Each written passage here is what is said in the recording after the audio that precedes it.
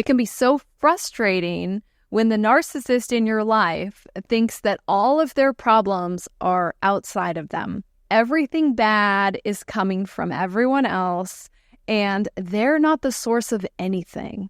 And so they have these ego blinders in place so firmly that most of them will not seek treatment because there's no awareness that there's any responsibility or that there's anything for them to work on.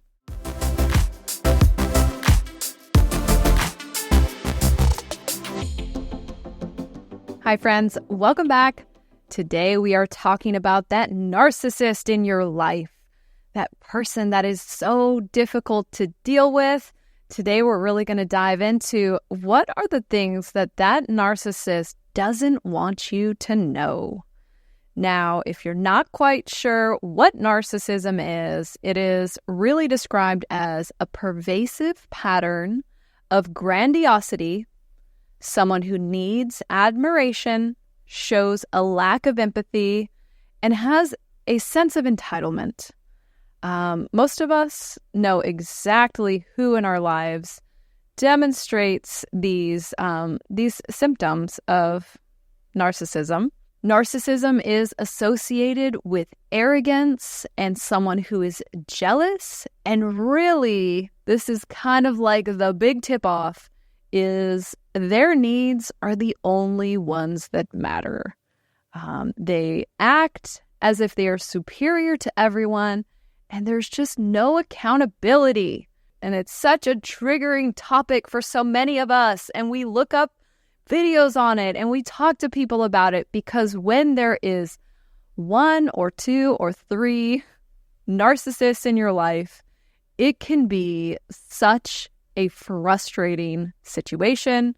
And depending on who they are, it can be more than frustrating, right? It can be a devastating situation.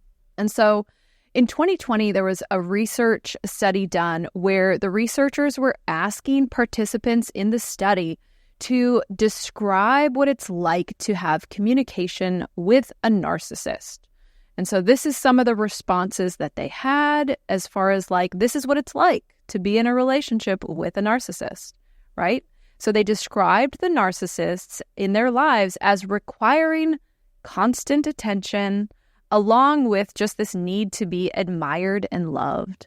So it almost can feel like this need that no other human can really fulfill for them. Just this desperation to be the center of attention at all times. Narcissists were also described as being arrogant, becoming easily jealous, and then really tending towards rage. So when they're not getting what they need or what they want, just an explosive anger can come out. So another thing that came out from this study is that narcissists really exhibit this need to feel important and to have their self-worth validated, which is so ironic because so much of their effort is spent in trying to really diminish your self-worth. But they need their self-worth really validated, and then the narcissist in your life will take on the role of the victim. And this, again, is kind of one of those big contradictions when it comes to narcissism because they are so often the instigator and the aggressor of problems in the relationship, and yet somehow they end up wearing the victim hat and everything is your fault. So it is one of the many frustrating things about being involved with a narcissist. So the final thing that came out from the study was that narcissists tend to have no empathy towards the person that they're in a relationship with. And they're often exploitative, manipulative, and attention-seeking. So if this sounds like somebody in your life, or maybe multiple people in your life, what is it that they don't want you to know? So the first big secret that the narcissist in your life is hiding is that they are deeply insecure. And this is, again, there's so many what feels like contradictions with narcissism because they're coming across as so confident and so arrogant and they're just so much better than everyone. They're so much better than you. And yet, really behind the veil, there's this deep-seated insecurity. So really, a narcissist is a walking, talking house of cards. And it really kind of gives you an idea of how deep their insecurity must be for this defense, this big wall that they create around themselves of importance and of, just demanding your attention. It shows you how deep their insecurity really is. And really, I think most true narcissists really don't feel love for themselves. And so we know the importance of being able to love ourselves and being able to nurture ourselves and see value in ourselves. This is like a fundamental need that we have as humans.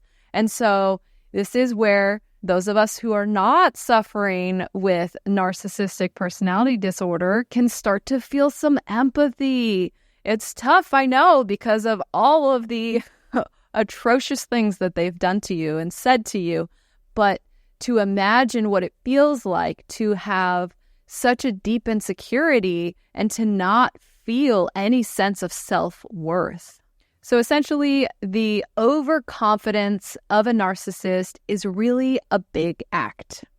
They don't want you to know it, but now you know it. There's this deep insecurity at their core. Okay, the next secret that a narcissist does not want you to know is that they need you more than you need them. And again, this is one of those great contradictions because a narcissist will love to throw it in your face that they can walk away and they don't need you. And maybe they even block you or ice you out for a while. But in reality, in truth, the narcissist sees your value.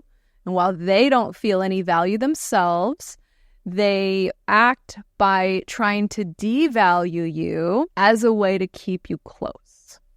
And so if you think about it, if the narcissist truly didn't think you had any value, then why would they be spending time and effort to devalue you? And so again, a big contradiction, right? They see the value in you and they're going after that, trying to make you feel like you don't have enough value to walk away.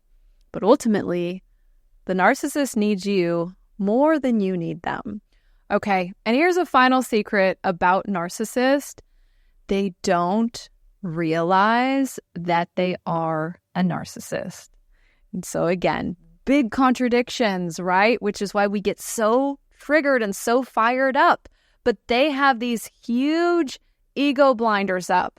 And one of their biggest ego defense mechanisms is projection, right? And this kind of goes into why they're always the victim, even though they're the ones that's always starting things, right? But they have such inner blinders to shield themselves from really some deep-seated pain that they're not able to see and really understand how they show up. And so when you are, experiencing these frustrations with them, and when they're not showing you empathy, and when they're playing the victim, and when, they have ridiculous demands, and when they have, just their explosive rage or ups and downs emotionally, and it can be just mind-boggling when there's no self-awareness, right? They're not able to look in the mirror and to really take stock in how they're showing up with others. And if you look at narcissists, most of them have a pattern of really burning bridges, not being able to sustain really intimate, close relationships over time, right? And so that's a big sign, that would be a big red flag to someone if they're unable to really maintain close relationships that have, happiness and harmony in them. But yeah, for the narcissist, there are such blinders in place that they aren't able to clearly see what you see. It can be so frustrating when the narcissist in your life thinks that all of their problems are outside of them, right? Everything bad is coming from everyone else, and they're not the source of anything. And so they have these ego blinders in place so firmly that most of them will not seek treatment because there's no awareness that there's any responsibility or that there's anything for them to work on. And most of us, if you've been in a relationship with a narcissist, whether it be a family member, a parent, a friend, a romantic partner, those of us who don't have, a pattern of narcissism and we're able to feel empathy and we're able to self-evaluate, oftentimes before we understand what narcissism is, we feel like we're the problem. And if this is something you've experienced, maybe the other person, the healthier person, is most often the one to end up going to seek therapy. And so you show up in therapy and you talk about the relationship, and then you learn like, oh, I'm dealing with a narcissist, and it completely shifts your paradigm. But if you're able to, take some accountability, if you're able to really open yourself up for feedback, right? Going to therapy or going for some kind of treatment is opening yourself to feedback and saying, I don't have all the answers. Maybe I'm doing something that's causing these conflicts in my life or conflict with this one person in my life. But if you are the narcissist, that's a very rare thing for a narcissist to be able to say, hey, I'm open to feedback. I want to go to treatment. I want to work on this, right? It requires this self-awareness. It requires some level of empathy for the other person. And it opens up to the possibility of like, I could change my behavior. Like maybe I could make things better, right? And so an actual, narcissist is not going to be open to that. They will not go and seek treatment. They will not be open to the idea that they are the source of the problem. So it's really important when dealing with the narcissist in your life to realize that it is not your job to fix the problem. And you're not even able to fix the problem of this personality disorder that the other person has. It's not possible, and it's not your job. So how do we avoid becoming a punching bag for the narcissist in our life? Because it's very easy to become that punching bag, right? They need somebody to blame. So there is a method out there that is called the gray rock method. And it is exactly how it sounds. To avoid becoming the target of the narcissist in your life, you are going to mimic a gray, boring rock. And so what does this mean? This means that when you do have to speak directly with this person, you're going to keep your voice low, you're going to limit your facial expressions, and you're going to say as little as possible. And so in previous episodes, I've talked about, trying to keep your lid on, trying to keep yourself regulated, because the narcissist is looking to upset you. They're looking to push your buttons and to get your system into the red so that they can work their magic and make everything your fault. And so when you have to interact with them, being fully aware that they're trying to push your buttons, and in your mind, just mimicking a gray rock and having very minimal emotion, minimal expression, and saying as little as possible. So if the narcissist continues to barrage you, so just have a few things ready, right? So if you can say something like, I don't want to talk about that right now, or I don't have time to get into it, or just some little statement that will allow you to disengage. Because when a narcissist comes in hot, things get messy really fast. And so, this is another thing. If they're texting you that they want to get on the phone, or if they're leaving you a voicemail, if they're calling you and you can tell like, oh, they're fired up right now, not engaging when they're that fired up, right? Pulling yourself out of the situation. What would a gray rock do? A gray rock would just sit there and wouldn't say anything, would not answer the phone, So really overall, keeping your interaction as short as possible. Just knowing they're trying to push my buttons. Don't let them push your buttons. Make it a game. Make it a game. This narcissist is not going to push my buttons. What we don't want to do is argue back, right? That is what they're hoping you will do, right? They just want you to grab a hold of the hook and so they can reel you in and get you all messed up in their drama. And so don't argue back. You're a gray rock. Would a gray rock argue back? Nope. It's just going to sit there and be boring. And so that's what you're going to do. And so again, if they're, reaching out to you on text or email or phone, doing what you can to make your responses brief, or if you don't have to respond, not responding, right? Just pulling yourself out of the situation and always taking time to get back to them, because we know that if they're blowing you up, it's because their system's in the red and things are not going to go well for you. So taking that step back, giving them a day or two before you respond, and really weighing out, do I have to respond? Is this a relationship that I have to keep maintaining? Knowing what we do, right? That they're deeply insecure, that they need you more than you need them, and they don't even know that they are a narcissist or that they're the source of the problems.